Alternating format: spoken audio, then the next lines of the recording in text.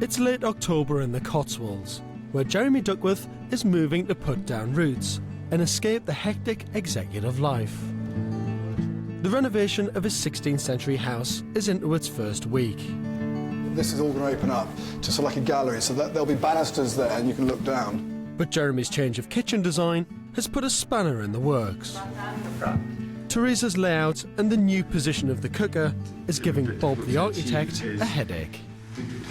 Because of the height of this vento, it's going to be difficult to set the range fully into there. Right. I think it's going to have to sit out a bit.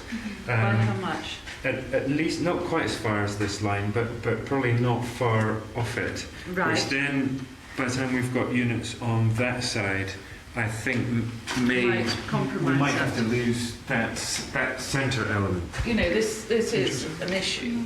These changes mean work for Philip and costs for Jeremy. As the costs go up, so will the lintel, half a metre in fact, to make room over the cooker. More dramatic changes are taking place upstairs. The old bathroom and the floor being ripped out to create the new double-height entrance hall. 10 days in, and Jeremy brings his parents, his sister, and girlfriend Carol to see the progress. Come in and have a look at this, because this is very different. Gosh, that is fabulous. Yeah. That is quite incredible. I think it is even better than we thought. It's unbelievable, isn't it? Like Minstrel's Gallery. Jeremy and his sister Juliet were born into an army family and never stayed long in one place. So Swinbrook means much more to him than just another house. But it's for me, it's just home for the first time. You know, living in London is not home at all, is it? You know, we all moved from. I can really see you. It's very you. We've been birds of passage all our married life. Jeff was in the army, and when we came to our present house, which is in the New Forest, or very close to the New Forest, was our 21st house in 23 years. So they'd lived in most of those 21 houses. And since then, you've sort of been hither and thither in London, flats and this and that. So I think this definitely could be described as his first ever home. Swinbrook is a perfect place to set up home. We must try and find Lavender Dower. She's in here somewhere. Spiritualist Lavender Dower was the previous owner of Jeremy's house. She also moved here from London. They literally looked at a map, got their sort of pendulum, and just dropped it, and literally they got this grid reference. They came here. So right, that's the house, and whoever was selling it had also had trouble trying to sell it. So, and she said it's meant to be. So I almost feel exactly the same with me. So, if that makes any sense at all. Dustin's also restoring a small hedged garden that dates back to when the house was first built. We've marked out in sand where we're going to put a not gardening box hedging. Under here we've got 700 bulbs, some are flowering ones. Hopefully it should be looking good by the summer. Well, it's my last visit to Swinbrook, and I'm really excited about seeing the house, but the big question is Jeremy here? Because you can never tell with him. But you're here. I know, That's the main thing. You well. you? Nice to see you. Good to see you. The garden is looking beautiful, isn't it? I mean, we're chuffed to bits, to be honest. I mean, this was basically weeds and a few little shrubs. This looks good. Despite all the angst over the staircase, the new hall is a brilliant centrepiece for the house. Well, if you remember when we first moved, this space was a room. Much lighter room as well, so it feels bigger. It's fun. Well, I think you'll find as we walk around that the whole house, we've opened it up and we've made it lighter. It's a theme that carries on throughout, with light, bright touches from Carol on the furnishings. And there's a special place for Jeremy's heirlooms. This was my grandfather's desk, and he's a lawyer. In fact, his best client was a woman who divorced 6 times. This was his old desk, which he gave to me. Do you really feel like you're settling down now? I do, absolutely. And I'm looking forward to it, and with the right woman as well. Talking of Carol, she arrives hot off the plane from her hen night in Istanbul. Next up, the kitchen. 7 months ago, it looked like this. Now, it's a room to remember. Oh, this looks pretty good, doesn't it? Fantastic. Wonderful. You pleased with it? Amazing. I love it. Love it. A soft mix of country styling and modern lines. There's an impressive granite slab replacing the marble that Jeremy chose. Teresa thought it was too green. I probably don't want to see the marble that we would have had. I probably don't want to go down that route. Because you might prefer it? I might, and that would be... It's tough, isn't it? Because I make the decision driving on the M4 with Teresa, so... Well, it's probably a good thing that you didn't see the marble in place, because it was chosen by a man who's colourblind, wasn't it? Absolutely right, come to think of it, so this is perfect. Jeremy may not have got his way in the kitchen, but has he in the Moroccan guest room? It's not very Moroccan. Well, because I didn't want it to be very Moroccan. I'm happy for it to be a hint of Morocco. What, as in these for the lights? Well, I just had to rein back a bit, I suppose. I've been controlling. It seems that Carol's got the upper hand in most of the house, but as we move into the master suite, I'm beginning to think that's no bad thing. This is a lovely room, isn't it? Yeah, no, we are. This is really light, actually. Isn't it? Carol may not have explained her ideas very well, but there's a calm about the interior that looks like it could grow into a very cool and stylish house. Although I'm still not sure about the bath. It's a hint, isn't it, of that slightly classic French style like you are talking about. Yeah. You're not completely doing it, you're sort of just doing it. Yeah, You're just starting dipping to do my it. toe in the water a bit. Yeah, I've never done it before. I don't want to jump right in yet.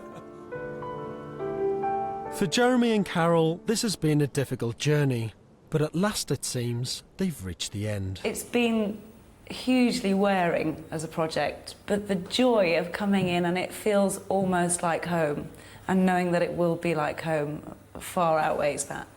What do you think you've learned from this whole process?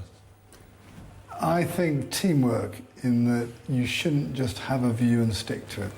And I've been a bit pedantic sometimes, but that's the thing I've learned. It's a partnership, and you've got to listen to each other and accept that you're wrong. Oh, did you say that on camera?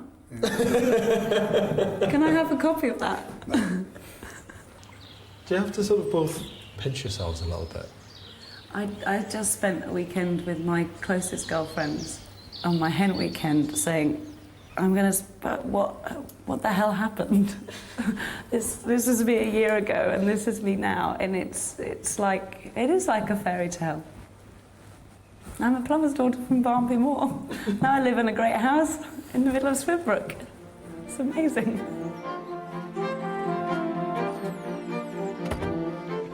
All Jeremy wanted to do was renovate an old house for himself in the country, but in the process, it's become so much more than that. I've never seen a building project change someone's life so much. Jeremy hasn't just created a home, he's genuinely built himself a new life. And sure enough, 3 weeks later, they started that new life for real. Dave and Rebecca's new home's in the picturesque hamlet of Tegryn in Pembrokeshire. It's a world away from their semi near Birmingham. After 10 years of dreaming, Dave and Rebecca have found an amazing property with an acre of land that sits in its own wooded glade. Originally a village hall, the barn's completely derelict. That is beautiful, isn't it? That's fantastic. It's impressive, isn't it? Yeah. Needs a little bit of work. A little bit. Tell me, why did you go for this house? What made you? Well, we were actually lost, weren't we, travelling around, and we just Looking for braked another hard, place. saw this place, and I think it's just the quality of the building, the slate arches. It's just so pretty, so quaint looking. So just from a random trip down this lane, Yeah. and you spotted a beautiful property Yeah. like this? Yeah. If you don't mind me asking, how much did you pay for it? 108,000. 108. Well, shall we take a look inside? Yeah, definitely. I really want Yeah. to see it. Come on, let's go. The barn might look like a wreck, but Dave and Rebecca have been hard at work for the last 6 months. But so far, all they've done is rip stuff out. Wow, look at this. So you've basically got a L-shaped plan, isn't it? Yes. It's quite elegant. Yeah. This needs a lot of work. It does.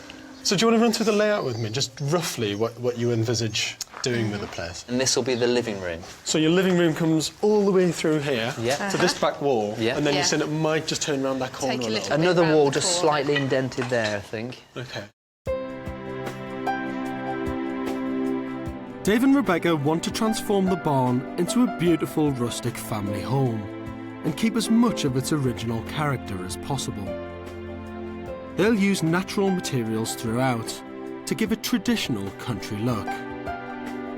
The ground floor will be left as a huge L-shaped kitchen living room. Upstairs will be the main bathroom, and off a light-filled corridor there'll be 3 bedrooms for the kids.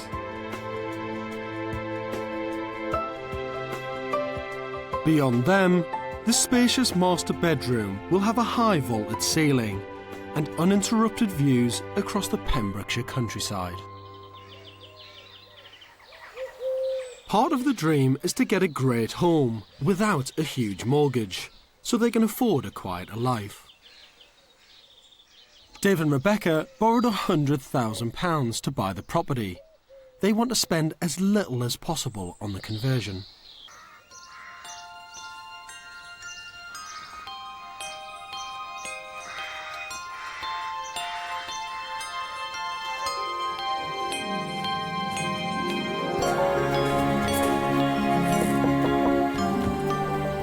Hello. Hi, Dave. You're right. Hi, Rebecca. How are you? Good to see you. You well? 2 months ago, the ground floor of the barn was an empty shell. It's now been transformed into a rustic, open-plan kitchen living room. This is just a huge transformation for me, because I never thought that I'd see this kitchen here, to be honest, not for a long, long time. We've just gone non-stop at it, haven't we, since Christmas, really. It's just been mad. I mean, I've had one day off. Just desperate to get in here and to get out the caravan. It's gone from a shed to a home, isn't it? Yeah. So it's good. Yeah.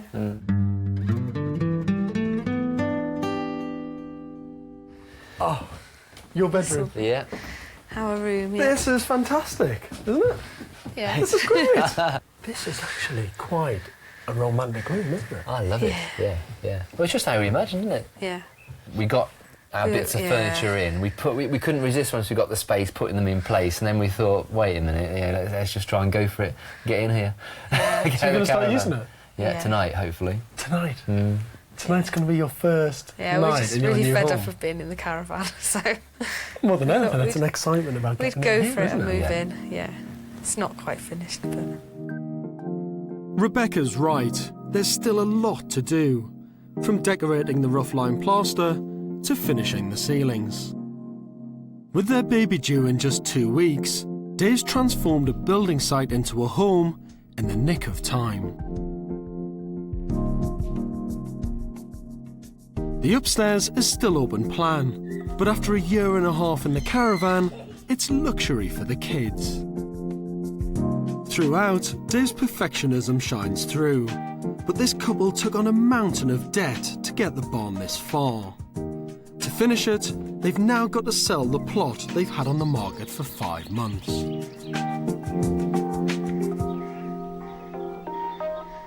So how much did this project cost? Well, we reckon round about 65,000. That's 3 times your original budget, isn't it? What's the news with the plot? Well, we had a couple of people interested, and one of them has offered us 75 for it. £75,000? Well, that's fantastic news, isn't it? So, I mean, yeah, it's unbelievable, really. So the money from that plot will obviously clear the debt that you borrowed to do the build. Will it also reduce your mortgage? Yeah, but I mean, it'll put us in a position where we can afford the mortgage that we've got. Which is amazing news, because you did really, really overstretch yourself and commit a lot of money. Well, you were under massive financial pressure, and that plot is an incredible windfall. Dave and Rebecca have a unique and charming home. And when the sale of the plot goes through, it seems they can also look forward to the simple lifestyle they've always wanted.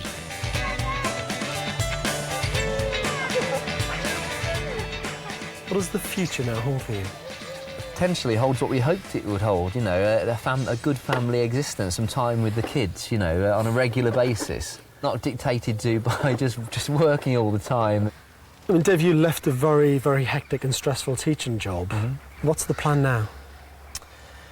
Well, I certainly wouldn't like a full-time teaching job at the moment while the children are young, but, I mean, I don't want to let go of it either. You know, I'm quite passionate about teaching, so I'd like to, at the very least, keep my hand in, do some part-time work. It really has come together.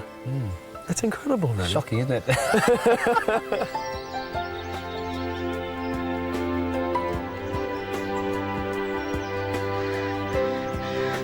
This is Bratton Clovelly on the edge of Dartmoor. Beautiful, green and far from the city. It's where the Williams and Careys want to spend the rest of their lives. Martin and Clare are giving up their high-flying careers in finance in pursuit of the country life. But before they can sit back and enjoy the simple pleasures, they've got to turn a 200-year-old barn into a family home. The barn is in the yard of a farm that belongs to Clare's parents. Now Clare, Martin and their 6-year-old son are moving down to join the family. So this is it? Yeah, this is where we're going to have home, aren't we? It is, it's the barn. It's great, isn't it? Real characterful place. The barn is full of character. There's a wealth of old beams and fabulous stonework. It'll be interesting to see how much of its charm they manage to keep. Wow, look at that. This is fantastic, isn't it? This goes up a bit, doesn't it? Huge space. Look at the ceiling room. What's this going to be? Well, this you're actually standing in will be the bathroom, actually. The bathroom? Yes. Bathroom? Yes. We like to bath you in the bathroom. A room with a view? It'll be a room with a view. Well, this here is going to be your bathroom window. That's right. Yes. What about privacy? Well, I know the postman very well. But no, what we're actually going to do is the window is subdivided into sort of 3 sections. The big section in the middle will be one-way glass. Right. So we'll see out, they won't see in. They'll be able to see our feet at the bottom. But Just have to make sure the builders put it in the right way around. Yes. The building consists of 2 barns in an L shape, with a lower section and an upper section. At the back, it's set into a bank, so it's quite dark inside. There'll be a small entrance hall in the lower barn, leading to 2 bedrooms. Off to the side in the upper barn, to get over the lack of light, there'll be a triple-height dining hall with a grand staircase and galleried landing.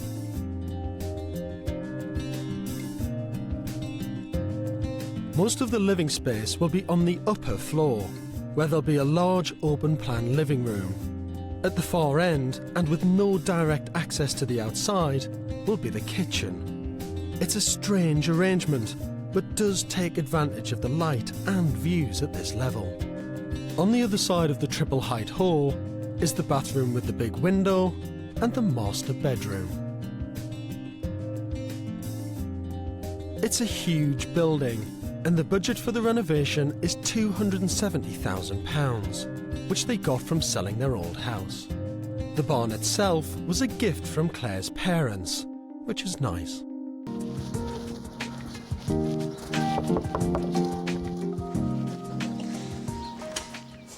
Hello, George, how are you? Good to see you. Come in, come in. Hi. Hi, Claire, how are you? Again, I was fine. You? Very good, very good. Come on in. Is it all finished? No, not quite. Almost. 1 or 2 finishing touches, but yeah, as you can see, we're pretty much there. And what a job they've done, from this to this.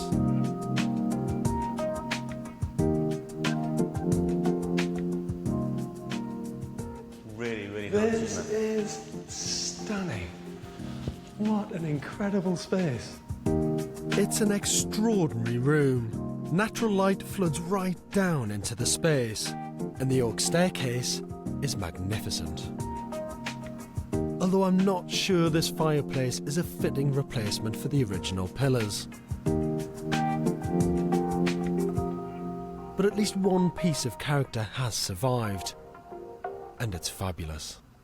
It's this huge stone wall that you've kept and preserved and restored. Yeah. It really gives you a sense of this triple-height space, doesn't it? That's right. Now, your budget for this place was around £270,000? Was it completed on budget? Oh, it was completely under budget. Under budget? Yeah. Under budget. Yes. Hang on a minute, this is unheard of, isn't it? It's finished under budget and you still had your contingency left. It was run by an accountant.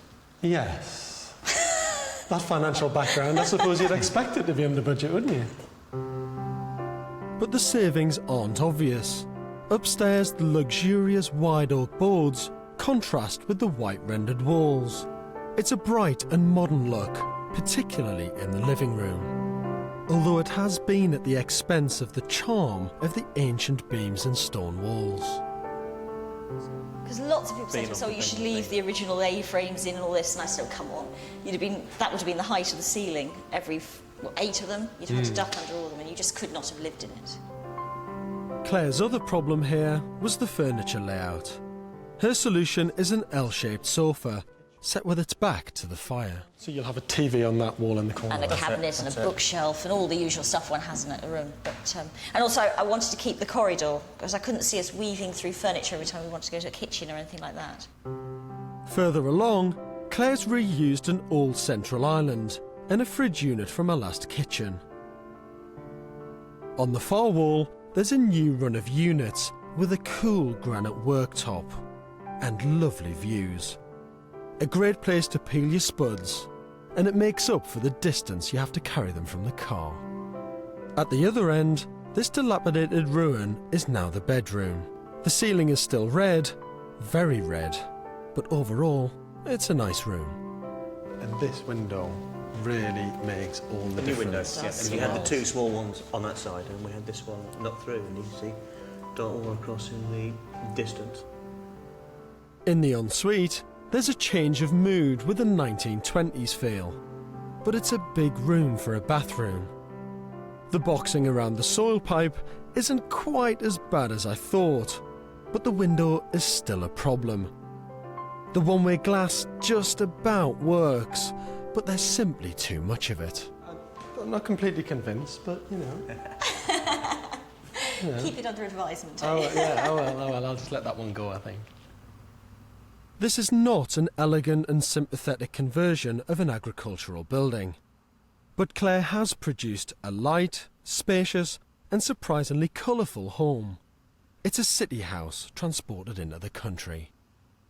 That said, it's what she wanted, and it's having the desired effect on their lives. Claire, what do you think you've got out of this? Well, for me, the ideal home. My horse is on tap, of course, and my family on tap as well. So the very best I could hope for, I think. What do you think that you've got out of this, Martin? Got what I'm looking for as well, in terms of a nice space to live in, a lot more time with my family, rather than just work. And Claire really took control of the entire project, didn't she? Really drove it and saw it through. That's right, she was here every single day with the builders and working incredibly hard. That's right. Did you feel like you were being left out a little bit? Not at all. I was still consulted on a number of decisions in terms of... You used to come around in the evenings and I used to drag you around and say, look at this, look at this, look at this. Do you want this or this in? Yeah, exactly, I did, didn't I? Yeah, absolutely. Is this the house that you always wanted? Most certainly, yeah. We won't move from here, except in little wooden boxes. So you're going to stay here for the rest of your lives? Yeah. How bad would that be? How bad would that be?